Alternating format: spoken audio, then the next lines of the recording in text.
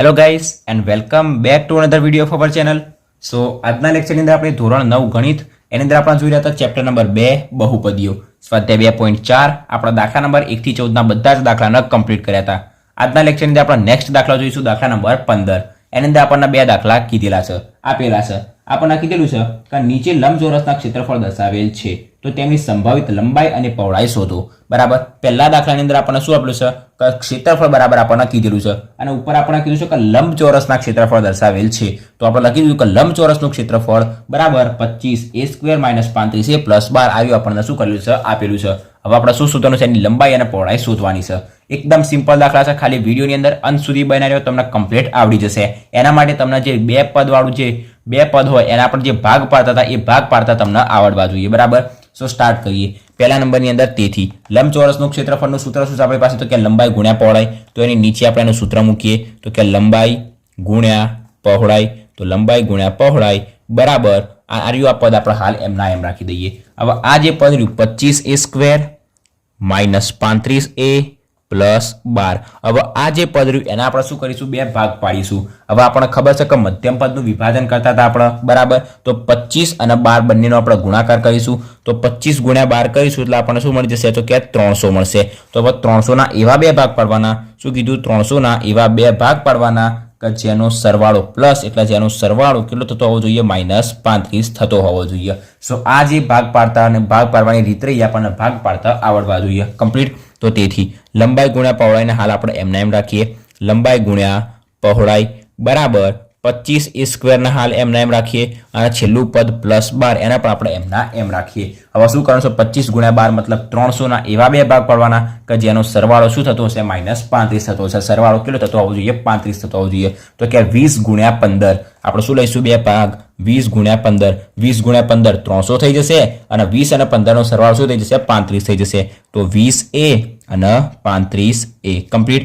20a અને 35 એની જગ્યાએ આપણે શું લખી શકાય? 35 અને 20 લખી શકાય. કમ્પ્લીટ. આટલા સુધી તમને કમ્પ્લીટ ખબર પડી ગઈ. સોરી, 20 અને 15. 20 અને 15. 20a અને 15 આ શું પડી ગયા? બે ભાગ પડી ગયા. હવે આપણે શું લાવવાનું છે? એની અહીંયા મોટી સંખ્યાનું ચિહ્ન માઇનસ લાવવાનું છે અને કરવાનો છે સરવાળો. હવે સરવાળાની શરત શું છે? તો કે બંનેના ચિહ્નો સમાન હોવા જોઈએ. અહીંયા લાવવાનું છે માઇનસ, તો મોટી સંખ્યાનું ચિહ્ન હશે માઇનસ, તો આનું પણ ચિહ્ન શું હશે? માઇનસ. તો -20a અને -15a એટલે આપણને શું મળી જશે? -35a મળી જશે. 12 ગુણ્યા 25 એટલે શું થશે? 300. તો 300 ના એવા બે ભાગ પાડવાના કે જેનો સરવાળો 35 થતો હોવો જોઈએ. તો કે 20 ગુણ્યા 15 એટલે આપણને 300 પણ મળી જશે અને 20 ના 15 નો સરવાળો આપણને 35 પણ મળી જશે. તો કે બરાબર. આપણને ખબર છે અહીંયાથી આપણે શું કરતા? પહેલા બે પદ બીજા બે પદમાંથી કોમન કાઢતા હતા. અરે આપણી પાસે પહેલા બે પદ, અરે આપણી પાસે બીજા બે પદ. તો 25a² અને 20a. 25 અને 20 બંનેની અંદર 5 તો આયેલા છે અને a² ની અંદર a આયેલો છે. તો અહીંયા આપણે 25 માંથી 5 નીકળી ગયા તો અંદર શું વધશે? 5 વધશે અને a² ની અંદરથી a નીકળી ગયો તો એકલો a વધશે. માઇનસ એમના 20 માંથી 5 નીકળી ગયો તો વધશે 4 અને એ આપણી પાસે કોમન નીકળી ગયો. આવ્યું માઇનસ એમના 15 ને 12 માંથી 3 કોમન નીકળશે. 15 માંથી 3 નીકળી ગયા મતલબ 5 તરી 15, 3 નીકળી ગયા તો 5 વધશે. એ એમને 12 નું ચિહ્ન માઇનસ હતો, અંદર ચિહ્ન ચેન્જ થઈ જશે. 12 માઇનસ અંદર પ્લસ હતો, પ્લસ નું શું થઈ જશે? માઇનસ. 12 માંથી 3 નીકળી ગયા તો આપણી પાસે શું વધશે? 4. તો કે બરાબર. હવે નિયમ શું કહેશે? જે સમાન કૌંસ હોય એ લખવાનું. સમાન કૌંસ 5a - 4 અને વધ્યું શું? તો કે 5a - 3 એને આપણે બીજો કૌંસ બનાવી દઈશું તો 5a - 3. તો આ આપણને શું મળી ગયું? તો કે તેથી લંબાઈ ગુણ્યા પહોળાઈ. લંબાઈ ગુણ્યા પહોળાઈ જે આપણે શોધવાની હતી. તો એક હશે લંબાઈ, એક હશે પહોળાઈ. લંબાઈ ગુણ્યા પહોળાઈ તો લંબાઈ ગુણ્યા પહોળાઈ. હવે કઈ લંબાઈ છે અને કઈ પહોળાઈ છે એ આપણે મેન ખાસ યાદ રાખવું પડશે. કેવી રીતે યાદ રાખવાનું? હવે લંબાઈ નામ સાંભળીને જ ખબર પડી જાય કે લંબાઈ એ પહોળાઈ કરતા કેવી હંમેશા મોટી હોય. લંબાઈ મતલબ લાંબી જે શું હશે? મોટી હશે અને પહોળાઈ કેવી હશે? નાની હશે. માની લો કે આપણને 5a - 4 માની લો કે એ બરાબર આપણે કોઈ બી સંખ્યા લઈ લઈએ, 1 લઈ લઈએ. એ બરાબર 1 આપણે આની અંદર મૂકીએ તો 5 એકા થશે 5 - 4. 5 - 4 એટલે આપણને શું મળશે? 1 મળશે અને અહીંયા એ બરાબર 1 મૂકીશું તો 5 એકા 5 - 3 એટલે આપણને શું મળશે? 2 મળશે. મતલબ આ જે સંખ્યા રહી, આ જે પદ રહ્યું એની કિંમત આપણને કેવી મળી? મોટી મળી. તો આ જે સંખ્યા હશે, આ જે પદ હશે એ શું હશે? લંબાઈ હશે. કમ્પ્લીટ. જે મોટું પદ હોય એ હંમેશા શું હોય? લંબાઈ હોય. કેવી રીતના કર્યું? અહીંયા આપણને એ આપેલું હતું, એની જગ્યાએ આપણે 1 મૂક્યું. આપણે 2, 3, 4 કોઈ પણ કિંમત મૂકી શકાય. એની જગ્યાએ આપણે 1 મૂક્યું તો 5 એકા 5 - 4 આપણને શું મળશે? 1 અને 5 એકા 5 - 3 એટલે આપણને શું મળે? 2. તો આની સંખ્યા જે કેવી, આની જે કિંમત હોય આપણને કેવી મળે? મોટી મળે. મતલબ આ શું છે? આપણી લંબાઈ છે અને આ છે આપણી પહોળાઈ. તો તેથી આપણે લખી દઈશું કે તેથી લંબાઈ બરાબર આપણને શું મળશે? આ 5a - 3 અને તેથી પહોળાઈ બરાબર આપણને શું મળી જશે આર્યુપદ 5a - 4. તો પહેલો દાખલો શું થઈ ગયો કમ્પ્લીટ થઈ ગયો. નેક્સ્ટ આપણે જોઈએ નંબર 2. નંબર 2 ની અંદર આપણને લંબચોરસનું ક્ષેત્રફળ આપેલું છે. તો લખીશું કે લંબચોરસનું ક્ષેત્રફળ બરાબર આપણને શું આપેલું છે તો કે 35y² પ્લસ 33y - 12. હવે અહીંયા આપણે શું કરીશું 35 ગુણ્યા 12 કરીશું. તો 35 ગુણ્યા 12 તો 0 35 5 10 ની 0 વધી પડશે 1 3 6 ને 1 7 તો 0 2 1 ને 4 તો 420. તો 420 જે રહ્યા 420 એના આપણે એવા બે ભાગ પડવાના કે જેની બાદ બાકી અચળ પદનું ચિહ્ન છે માઇનસ કે જેની બાદ બાકી કેટલી થતી હોવી જોઈએ તો કે પ્લસ 13 થતી હોવી જોઈએ. તો આના બે ભાગ કયા પડશે તો કે 28 અને 15. 28 ગુણ્યા 15 કરીશું એટલે આપણને શું મળશે 420 મળી જશે અને 28 માંથી 15 ને બાદ કરીશું એટલે આપણને શું મળી જશે 13 મળી જશે. તો લંબચોરસનું ક્ષેત્રફળ એની નીચે આપણે સૂત્ર લખીશું તો કે લંબાઈ ગુણ્યા પહોળાઈ બરાબર એમના એમ 35y² પણ એમના એમ -12 પણ એમના એમ. હવે 420 ના બે ભાગ કયા પડશે તો કે 28 અને 15. તો પહેલા લખીશું 28y અને 15y.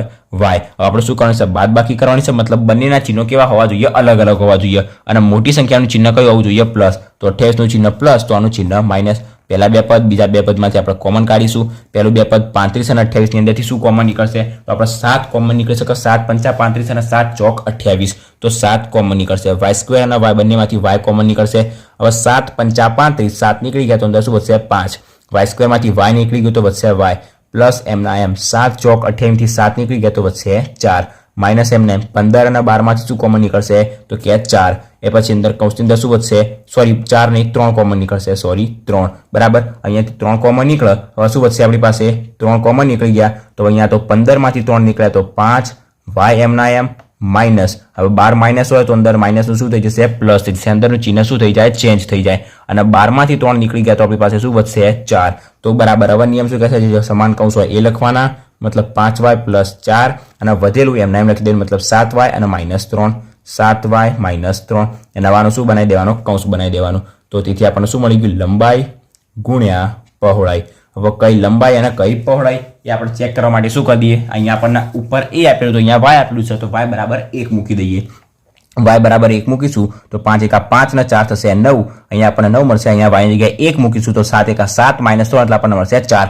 તો આ જે સંખ્યા આપણને કેવી મળી મોટી મળી. તો આ શું હશે આપણી લંબાઈ છે આ હશે આપણી પહોળાઈ કમ્પ્લીટ. આવી આપણે ચેક કરી દેવાનું તો કે તેથી લંબાઈ બરાબર આપણને શું મળી જશે 5y + 4 અને તેથી પહોળાઈ બરાબર આપણને શું મળી જશે તો કે 7y - 3. તો આપણો જે દાખલા નંબર 15 હતો એકદમ સરળતાથી અહીંયા શું થઈ ગયો કમ્પ્લીટ થઈ ગયો.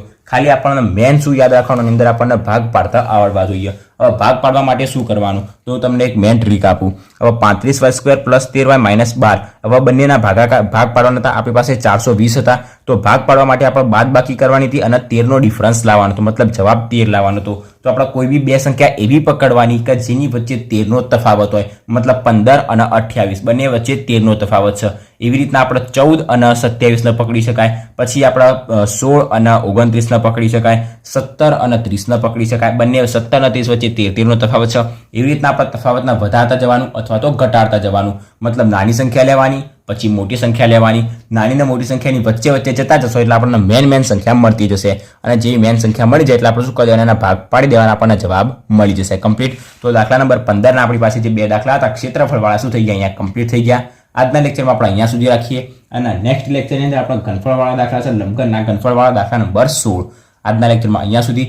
આશા રાખું છું કે તમને બંને દાખલાની અંદર કમ્પ્લીટ ખબર પડી ગઈ છે. જો વિડીયો ગમ્યો હોય તો વિડીયોને લાઇક અને શેર જરૂરથી કરજો અને જો ચેનલ પર નવા હોય તો ચેનલને સબસ્ક્રાઇબ પણ જરૂરથી કરી દેજો. સો થેન્ક્સ ફોર વોચિંગ ગાઈઝ.